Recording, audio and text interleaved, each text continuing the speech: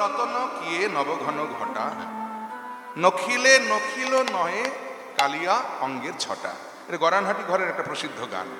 আর গরানহাটি ঘরের গানের একটা প্রসিদ্ধতা কি, নিয়ম আছে, যেগুলো হলো একটা গান যদি হয় তার একটা স্থায়ী হবে, তার একটা অন্তরা হবে।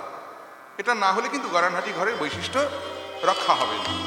অতএব এই গানটি গাইতে গিয়ে আমি দুবার গাইব, দুবার কাটান করব, একটু ধৈর্য ধরে শুনতে হবে। জয় নিতাই, হরে কৃষ্ণ। হে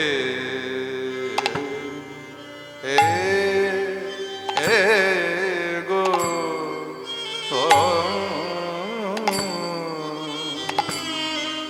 ও ও নি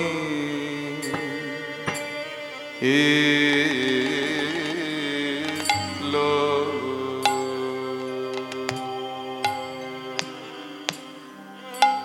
র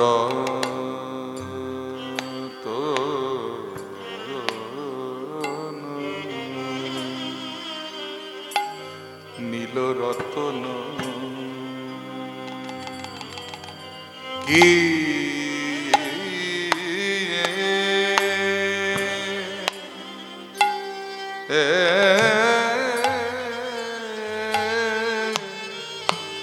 না বো ও ও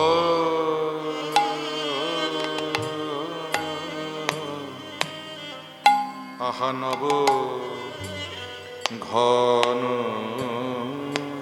ঘটা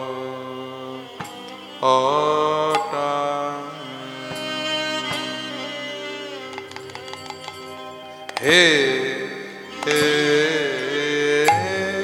হে গো ও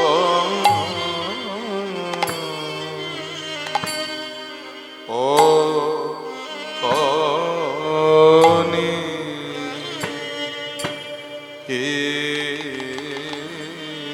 লো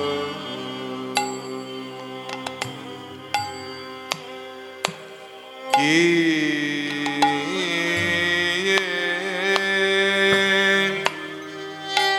না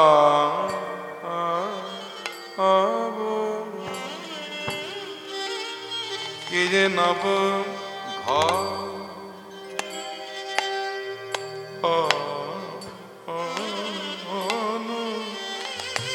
সখিরে দেখলাম নবঘন ঘটা আ হে হে হে গো ও ও ও নি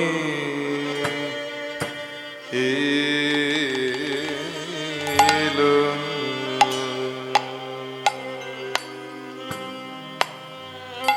কি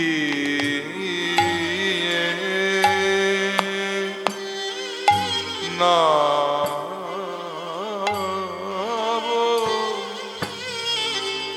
কি যে নব নীলো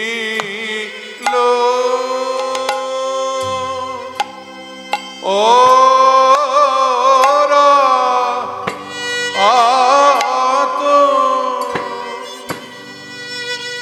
সখী নীল রতন কি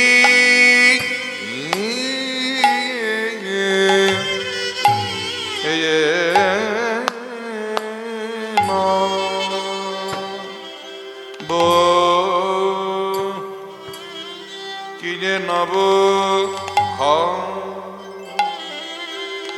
নীলো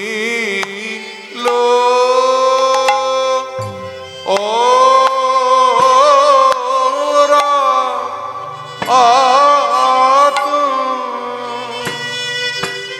সখী নীল রতন কি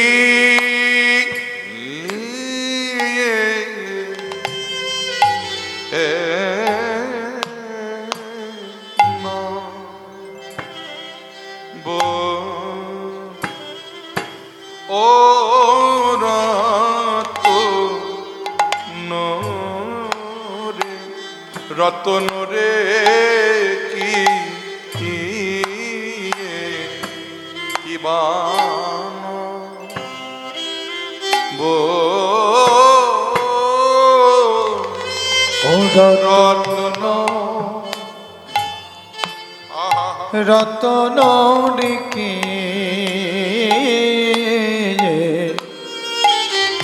বন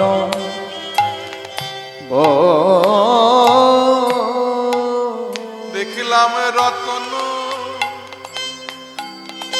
রে কি বন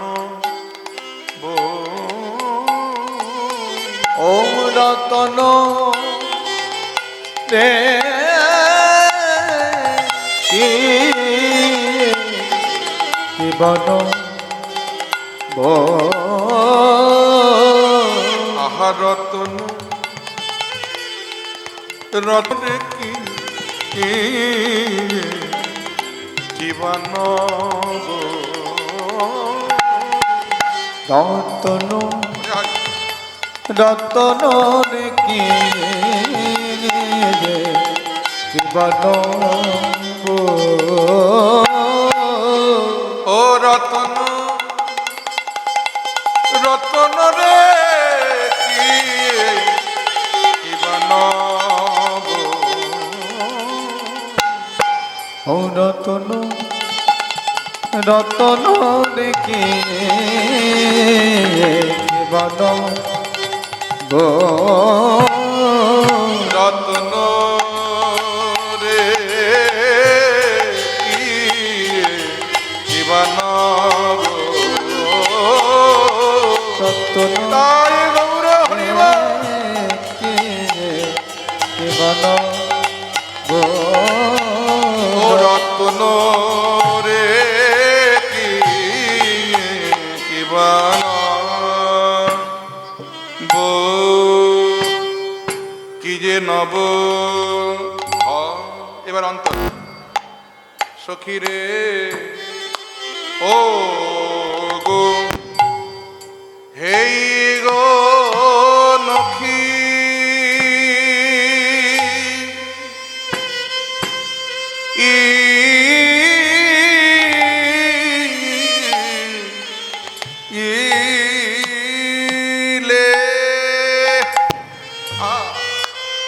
নখিলে নখি লো না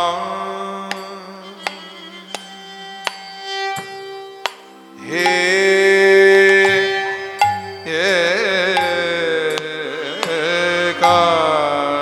কালী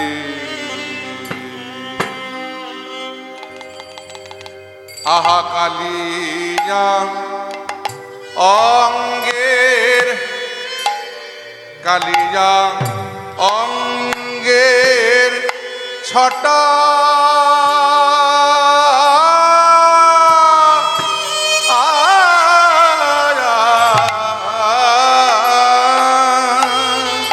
সখী ও হেই গো নখী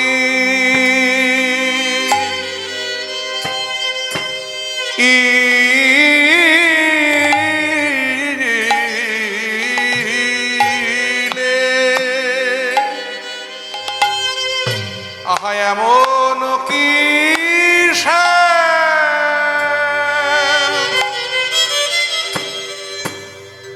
আমার শ্যামের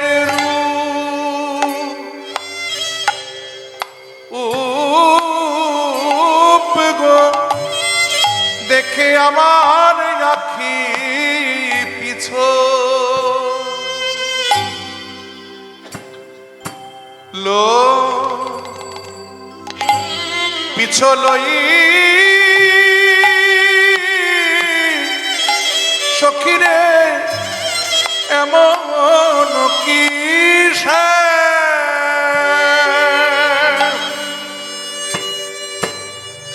আমার শ্যামের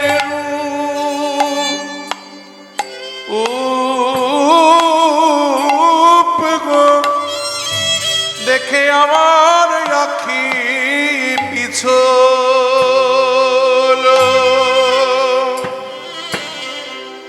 পিছলই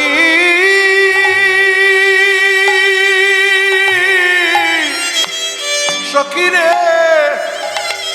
আয় এমন রূপ তো লক্ষা গেল না রে কি বননে কালো কালো বটে আহা রূপ তো লক্ষা গেল না আর কি বদনে কালো বটে রূপিত লক্ষা গেল লারে কি বরণে কালো কালো বটে সেই রূপ তো লক্ষা গেল না রে। কি বদনে কালো বটে আগা রূপিত লক্ষা গেল লারে কালো কি নীলকান্ত মুনি রূপ তো লক্ষা গেল না রে। কালো কি নীলকান্ত মনি আগা রূপিত লক্ষা গেল লারে কালো কি নীলকান্ত মনি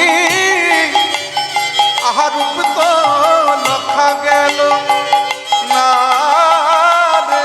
কালো কি নীলকান্ত মনি রূপিত লক্ষা গেল লারে কি বরণে কালো বটে রূপ তো লক্ষা গেল না রে। কি বরণে কালো তাই নম্র হরিবা রূপিত লক্ষা গেল লারে কি বরণে কালো বটে আহার রূপ তো লক্ষা গেল না রে।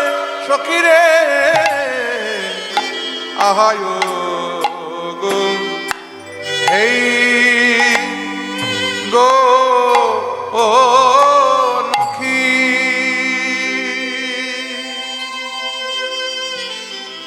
নীল রতন কিয়ে নবঘন ঘটা নখিলে নখিল নহে কালিয়া অঙ্গের ছটা। তাহলে অর্থ কি দাঁড়ালো? বলে আমি যমুনায় জল আনতে গিয়ে কৃষ্ণরূপে নয়ন দিয়েছিলাম, তো দিয়ে আমি একটু দ্বিধায় পড়ে গেলাম। বলে কেন? প্রথমে একবার মনে হলো বুঝি নীল রতন মানে নীল কান্তমণি। দেখবেন জ্যোতিষীকে হাত দেখাতে গেলে শনি খারাপ থাকলে একটা রত্ন দেয় পড়তে। কি দেয়? নীল হীরা, যাকে বলা হয় নীলা, খুব মূল্যবান রত্ন, যার তার হাতে আবার শুট করে না, নীল হীরা বা নীলা পাথর বলা হয় তাকে। একবার আমার মনে হলো বুঝি একটি নীলকান্ত মণি মানে মরকত মণি, অর্থাৎ নীলকান্ত মণি, সে নীল হীরা কদম্বের মূলে দাঁড়িয়ে আছে। পরক্ষণে মনে হলো না, নীল হীরা তো নয়, এ যেন নতুন মেঘের সমারোহ, নতুন মেঘ এসে জমা হয়েছে কদম্বে। তাই কদম্বের তলে কি আগা কদমের তলে কি শ্যাম চিকনিয়া কদম্বির তলে কি যে শ্যাম চিকনে রূপ হেরি আইনু জাতি কুল মজাইয়া অগর উপঘের আইনো সকলি খোয়ালা সকলি খোবালা আমার জাতি কুলসী সকলি আমার জাতি কুলশীল সকলি খোবালা জাতি কুলশীল সকলি খোয়ালা কুলশীল সকলি খোবালা রূপহেরি আইনু জাতি জাতি কুল মজাইয়া অগর পগেরি আইন জাতি কুল মজা যাবার দেখলাম চূড়ার উপরে মত্ত আগা চূড়া ডঙ্গু পরে মত্ত মত্ত ময়ূরের পাখা আগা চূড়া ডঙ্গু পরে মত্ত মত্ত ময়ূরের পাখা আহা মদন মহেন্দ্র তাহে দিল দেখা আগা মদন মহেন্দ্র ধনু আমি বুঝিতে নারিলা বুঝিতে নারিলা বুঝিতে নারিলা নারিলা মদন ধনু কি ইন্দ্র ধনু মদনের ধনুক কটা রং থাকে? 5টি রং। আর ইন্দ্রের ধনুক কটা রং থাকে? 7টি রং থাকে। এই যে যেটাকে রামধনু বলে আমরা চিনি, পদাবলীর যুগে পদাবলীর ভাষাতে এই রামধনুকে বলা হয় ইন্দ্রধনু। এখন এটা রামধনু নামে পরিচিতি লাভ করেছে, কিন্তু পদাবলীর যুগে এই রামধনুর নাম ছিল ইন্দ্রধনু। ইন্দ্রের ধনুকে 7টি রং থাকে, আর মদনের ধনুকে থাকে 5টি রং।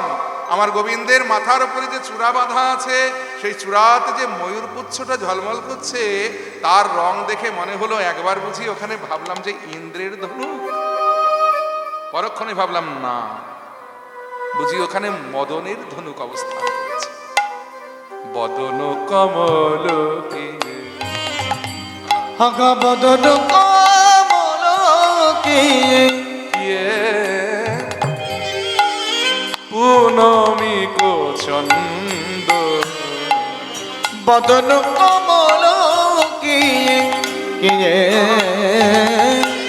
পৌনমি চন্দ একবার মনে হলো যদি বদনটা যেন কমল মানে পদ্ম, পরক্ষণে মনে হলো না, বুঝি পূর্ণিমার চাঁদ। একবার ভাবলাম গোবিন্দের চাঁদ বদনখানা মনে হলো যেন পদ্ম কমল, পরক্ষণে মনে হলো না, ওটা বুঝি চাঁদ। তবে হ্যাঁ, চাঁদের সঙ্গেও বোধহয় তুলনা চলে না। আমি কিসে বা গনি রে, কিসে বা গনি রে, পূর্ণিমার চাঁদ আমি কিসে বা গনি রে, পূর্ণিমার চাঁদে আমি কিসে বা গনি রে, আবার অধর বাধুলি কিয়ে কি শালয় বন্ধ, আগা অধর বাধুলি কি শলয় বন্ধ, তাহে জ্যোতি সুমধুর, আগা তাকে জ্যোতি সুমধুর, সজনী রে সজনী রে, বেলি অবসান কালে যমুনায় জল আনতে গিয়ে আমার পরাণ বধুর যে রূপে দেখে ঘরে এলাম, সেই রূপের কথাই আমি তোদের কাছে বলি, বধুর তাহে জ্যোতি সুমধুর। মানে ওই যে বাদুলি ফুলযুক্ত অধরে যখন মুরলিটা বাজায় না, সখী রে আহা মুরলি কোষানে, আগা তাকে জ্যোতি সুমধুর, আগা মুরলি কষানে, ভাঙিল আখির লাজ যখন সাধাইল কানে, আগা ভাগিল আখির লাজ সাদাইল পারে। আমি তখনই দিয়েছি, তখনই দিয়েছি, তখনই দিয়েছি, তখনই দিয়েছি আমার আখির যে লজ্জা ছিল। লজ্জা হলো নারীর ভূষণ। মেয়েদের যদি লজ্জা চলে যায় তো সব শেষ হয়ে যায়। ওই লজ্জা নামক বস্তুটা আমি আমার হৃদয় সোনার ঘরে ধর্মের কপাট দিয়ে আটকে রেখেছিলাম। ভেবেছিলাম সবই তো দিলাম, ওটা আর দেব না। কিন্তু যখনই ওই মুরলীর ধ্বনি আমার কানে গেল, সখী রে, আমি তখনই দিয়েছি, তখনই দিয়েছি, আখির যে লজ্জা ছিল তখনই দিয়েছি, আখির যে লজ্জা ছিল তখনই দিয়েছি, আখির যে লজ্জা ছিল। আমি আমার লজ্জা নামক বস্তুটা শ্যামের চরণে অর্পণ করে দিয়েছি সত্যি। তাহলে চূড়ার কথা বললাম, বদনের কথা বললাম, অধরের কথা বললাম, মুরলীর কথা বললাম, এবার তার নয়ন দুটোর কথা বলি। নয়ন তো নয়, যেন মত্ত অলি। নয়ন যুগল কি, আগা নয়ন যুগল কিয়ে, কিয়ে মত্ত অলি রাজে।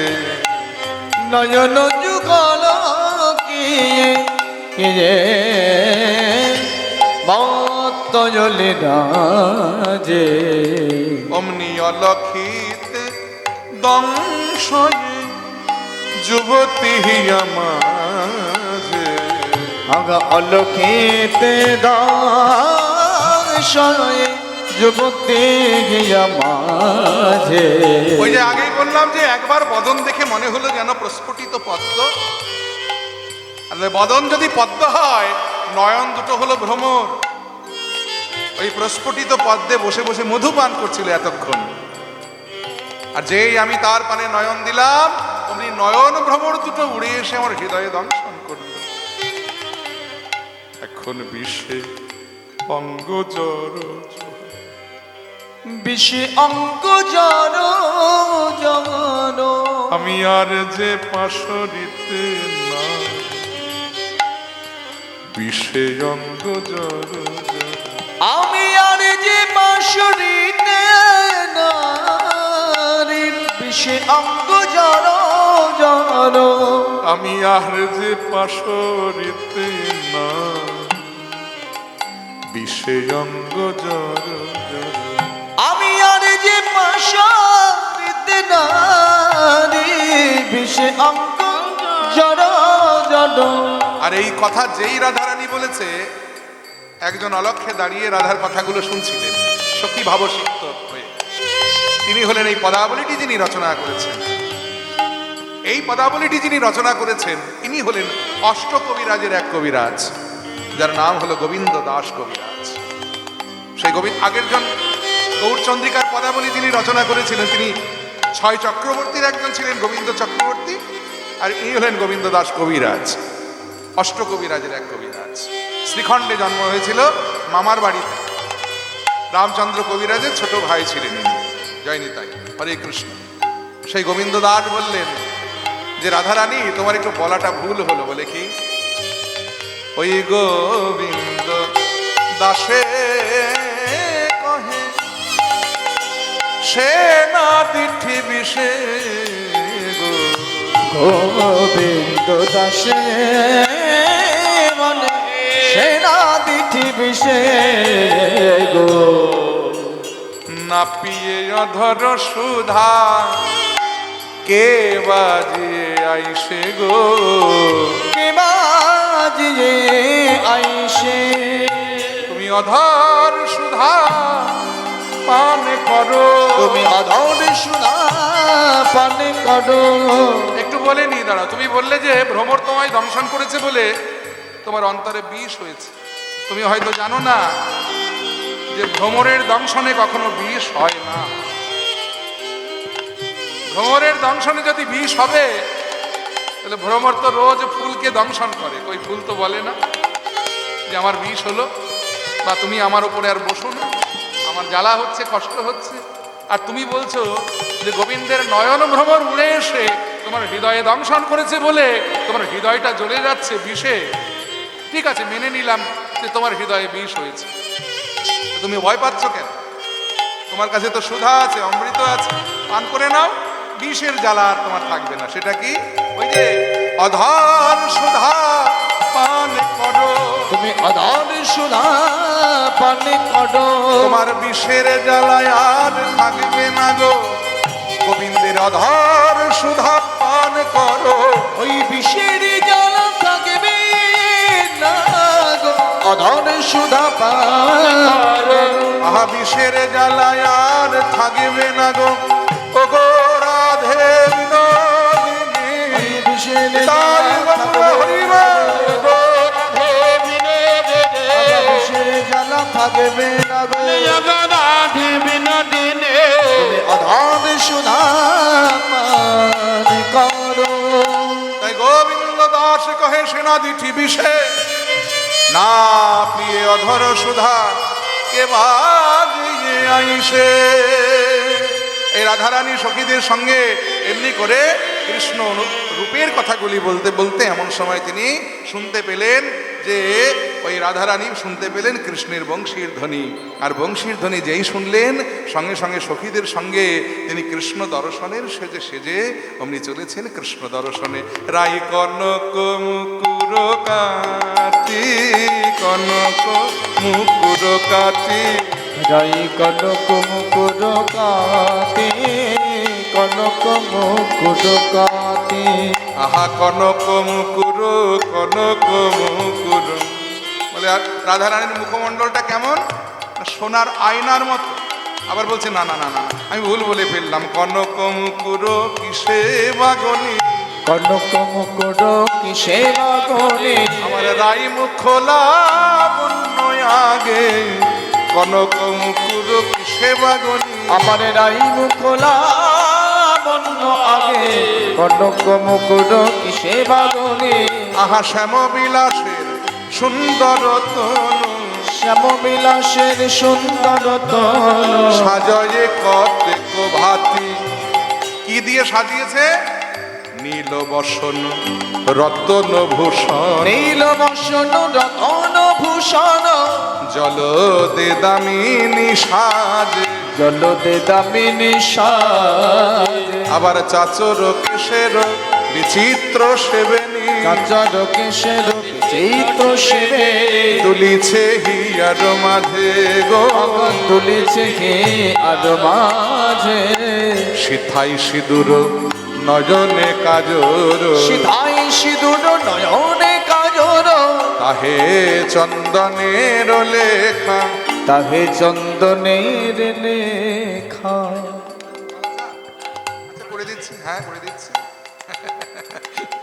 তাহে চন্দনের লেখা, তাহে চন্দনের লেখা। যেন নব জলধর অরুণের করে, নব জলধর অরুণের কোলে। নবীন চাঁদের দেখা গো। আগা নবীন চাঁদের দেখা। এবার রসের আবেশে গমন মন্থর, রসের আবেশে গমন মন্থর। হেলি ঢুলি যায় যেন রাজে হংসী যিনি চলে। রাজহংসে যে চলে। কৃষ্ণ হৃদি সাগরের মরালিনী রায়, রাজহংসী যিনি চলে। কৃষ্ণ হৃদি সাগরে মরালিন রায়, রাজহংসে যে চলে। হায় আধই উড়নি ঈষৎ হাসনি, আদ উড়নি ঈষৎ হাসনে। বঙ্কিম নয়নে চাই গো। আগা বঙ্কিম নয়নে চায়। এদিকে শ্যামানন্দ প্রভু নিকুঞ্জ মন্দিরে শ্যামানন্দ প্রভু নিকুঞ্জ মন্দিরে আছে কল্পতরুর মূলে আছে কল্পতরুর মূলে শ্যামনগরে যেথায় আছে বসে শ্যামনগরে যেথা আছে বসে রাধারে আসা পথে নয়নে দিনে নাগর যেথায় আছে বসে আগা আশা পথে নয়ন দিলে নাগর যেথা আছে অমনি বসে হাসি হাসি গিয়া বৈঠল ধ্বনি হাসি হাসি গিয়া বৈঠল ধরে আমার পরানো নাথের কোলে গো আমার পরানো নাথের কোলে শ্যামের বামে ধ্বনি বৈঠল রে শ্যামের বামে ধ্বনি বৈঠল রে শ্যামের অঙ্গে অঙ্গ হেলাইয়া একবার দেখো রে নয়ন ভরি শ্যামের অঙ্গে হরিবা। অঙ্গ লাগিয়া খোদে ডায়ন ভরে অঙ্গে অঙ্গ লাগিয়া খোদে ডায়ন ভরে অঙ্গে অঙ্গ লাগিয়া সব বাবে ধ্বনি বৈঠল রে আর এই গিয়ে শ্যামের বামে বসেছে উনি সেবা পরা সখীগণ বললে রাধে তোরা দুজনে একবার যুগল হয়ে দাঁড়া আমরা তোদের যুগল দর্শন করব নয়ন মন সার্থক করব কালাচাঁদ ও কালাচাঁদ কালাচাঁদ চাঁদ চাঁদ চাঁদের বামে চাঁদ বদনি দাঁড়ালো কালাচাঁদ হরিবা।